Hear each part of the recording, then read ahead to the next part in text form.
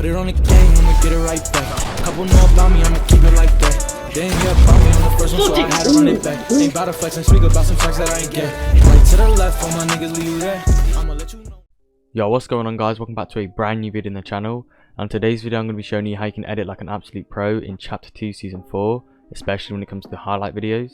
Now if you guys could do me a huge favour by just dropping a like and subscribing with post notifications on, it mean the absolute world to me and I really do appreciate it.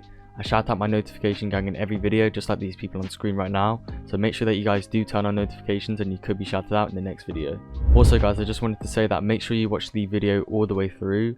Although I do explain it very easily and simply, I just want to make sure that you don't miss out on any of the really good effects, velocity, all of that good tips and tricks. So make sure that you do watch the whole video all the way through, as you do not want to miss out on any of that. But with that all being said, I hope you enjoy the video.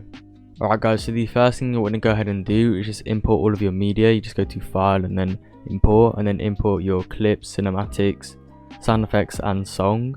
I've already done the cinematics. I'm going to really quickly show you how to do that.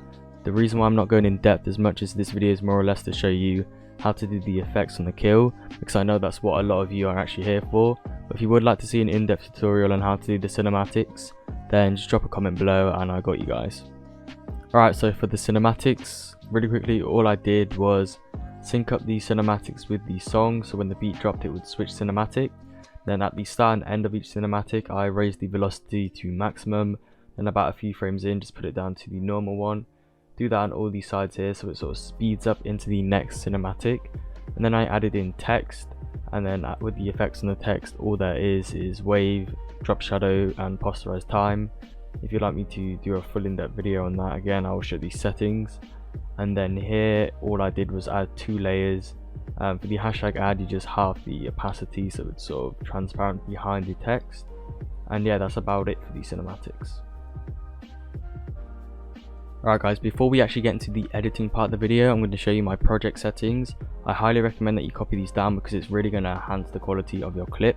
So what you want to go ahead and do is copy this here. We got 1440p resolution, and then we have the 60 fps, and then you can just pause and copy these settings right here. So once that you've got these settings in, you just want to find the beat drop of your song by moving your frame mover. So you can use the arrow keys on your keyboard, or you can actually just use the buttons right here. Just click on these. So we're going to go and find the beat drop of the kill of the song, which is right here, and you just want to press marker or the M button on your keyboard, and that's going to insert a marker. Then you want to go over to your clip and add velocity. So you want to right click, insert / remove velocity, and then we're going to find where you actually get the kill. So we want to move our frames over until we see the shield crack right there, and then here you want to go ahead and add a point, and then go 1 2 3 4 5 6 7 8 frames back, and then go back onto the original, and then go 1 frame forward. Then in between here, so about half a frame, you want to add another keyframe or add another point of velocity, and then put this onto 50%, and then put this onto 300%. And basically all that's going to do is make sure that when you're shooting your shotgun, it's really fast. And then once the damage has actually been done, the numbers are going to pop up really slowly, and it's just going to look really clean, just like this. As you can see, it looks really good, and when we sync it up, it'll look even better. So with that mark that you made, you want to go ahead and do is drag it over, and then put it to the point either where you can see the shield crack or where the numbers just initially come up, which I'd say is about, yeah, right here. So now when we replay this, it's going to be perfectly synced. As you can see, it speeds up and it looks really clean over the beat drop. So from here, we're going to be actually adding the effects on the kill. What you want to go ahead and do is find exactly where the kill happens. So we're just going to go 1 frame behind. I'm going to split the clip here. We're going to search for shake, and you're going to drag on default, but I already have the preset saved, so you can go ahead and copy my exact settings. So here are the first settings for the first shake. So you can go and pause the screen as soon as all of these are on. So again, you can go ahead and copy all of these settings here, copy these down, and you should be good to go. Once you've got that shake there, we're going to be adding another tilt shake, and this is going to give a nice impact on the kill, so it has a bit of movement and really does make it look a lot better. I'm going to go ahead and copy these settings as well for the tilt shake, just pause the video and you can copy these settings. I'm going to show you all of them here, and you can copy that right there.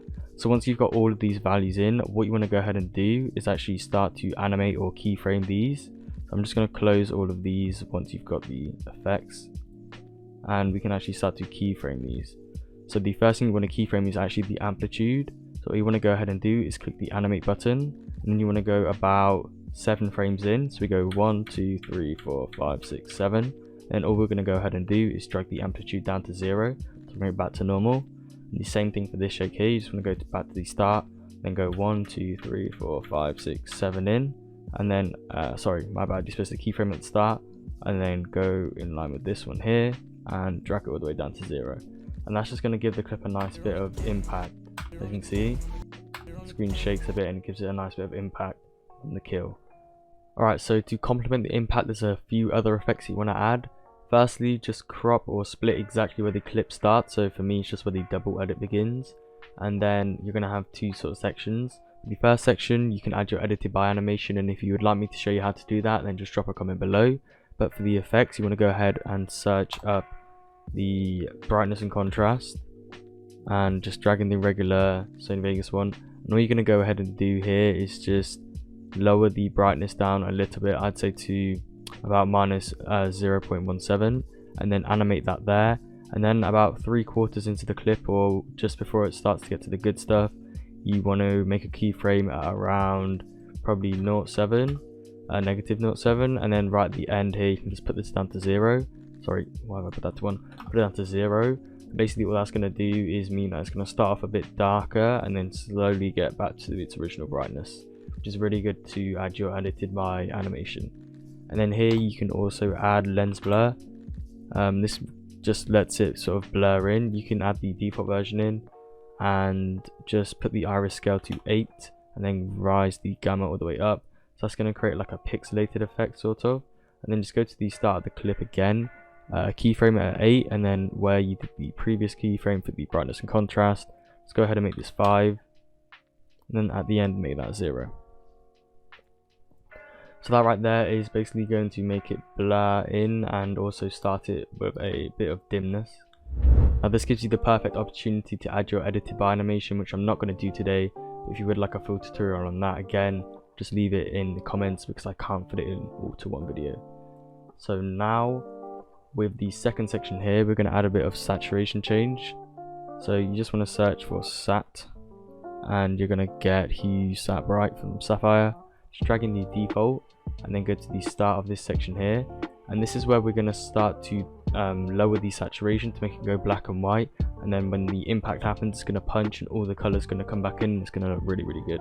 So all you want to go ahead and do is keyframe the saturation as 1, and then right at the end of the clip here, or just a few frames right on the shield crack, just want to lower the saturation to the lowest thing. And as you can see, what this is going to do is it's going to slowly fade into black and white, and then right on the impact it's going to go and have that pop of color. And to complement this even more and really enhance it, you can just add a bit of flicker, and then you can copy my settings, just drag in the default one, but I'm going to be dragging in the intense flicker, which I have it saved as. And you just want to go ahead and copy all of these settings. It's going to give you a really nice flicker and really make it pop. So you just want to add this in, and as you can see, it is really popping quite a lot. And you don't even have to keyframe this, you can just drag and drop it in, and it's going to make the clip like flicker a lot. So as you can see, it's going to fade and it's going to flicker really nicely. So the first effect we're going to go ahead and add for this clip is just the colored glow edge. What you want to go ahead and do is copy my settings. You're going to do the default version, and all you want to go ahead and do is copy these like I said. And the best thing about this is you can literally change it to any color you like.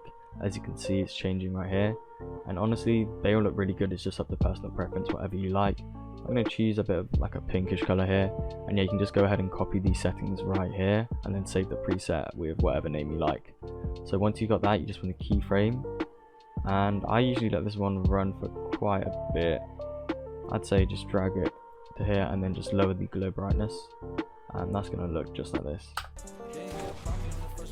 As you can see, it adds a really nice outline to all the clips. In order to complement this well, we want to add some more effects.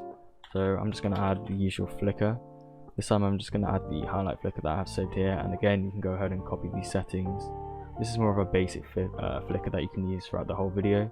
The other one was more for just a really intense beat drop like before. As you can see, this goes really bright. This one not as much, but it still looks really good. So let me just play this a few times. Again, that looks really clean, it's super nicely synced, and we're also going to be adding some shake. So shake and flicker is something that you will see quite a bit, but yeah, I've got quite a few presets saved here. I'm just going to go ahead and add the highlight shake if I can find it. It's going to be up here, isn't it? Best highlight shake.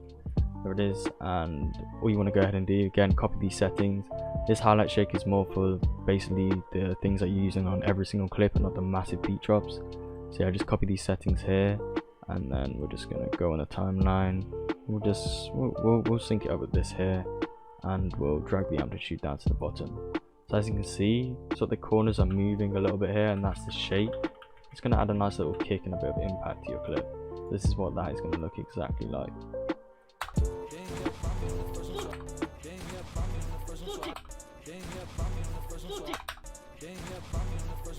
Yes, you can get the good idea. That's a really nice effect, pretty simple and very easy to use. So that's what we're going to be using on the second clip. So I've synced up the final clip, I've added the velocity, just done what I did before with the marker on the beat, and then I've just added a bit of a crossfade transition, which is super simple and easy to do. So nicely synced there. Now again, just want to split the clip, and for the final thing we're going to be adding a RGB shake. So I'm just going to go ahead and search for the RGB, and we're going to choose this right here. So again, you can go ahead and copy these settings, use all the time warp RGB settings I've got here, and then we're just going to be adding the shake, which is the same old highlight shake, which is right there. And again, you should already have these from the last clip, so you just want to preset that there. And then for the final effect, the time warp, again you just want to keyframe all of these guys. You don't want it to go on for too long. Put this down to 0 here, and again keyframe this one here, also put that down to 0, and it's going to be back to normal. So this is what that's going to look like. It's going to add a really nice sort of shake and RGB to that, and to really enhance this to the next level, all you want to go ahead and do is add a bit of flicker. Again, just the regular highlights flicker that we've been using. That's just really going to make the RGB pop and just look really good. The amplitude you don't really need to keyframe, actually you can just leave this on for the whole clip. As you can see, the shape, the RGB, everything just goes together. It looks really good, and that's basically all the clips. So once you've reached this stage, all you want to go ahead and do is drag and drop your swooshes, and then just find where you shoot your shotgun. So just move back, and as soon as you see that first pellet come out right there, you just want to close it and then drag your swoosh over like that, and I turn the volume down to quite a bit. That swoosh just makes it so much better. And yeah, you just want to go ahead and add these to all the clips, and you're basically done. But yeah, if you did enjoy the video, then make sure to just drop a like and subscribe with post notifications on, because I do shout out my notification gang in every single video. So I really do appreciate you guys, and it literally takes 2 seconds to turn on those noties, but it really does mean a lot to me. But yeah, that's it boys, I'll see you in the next video. Peace.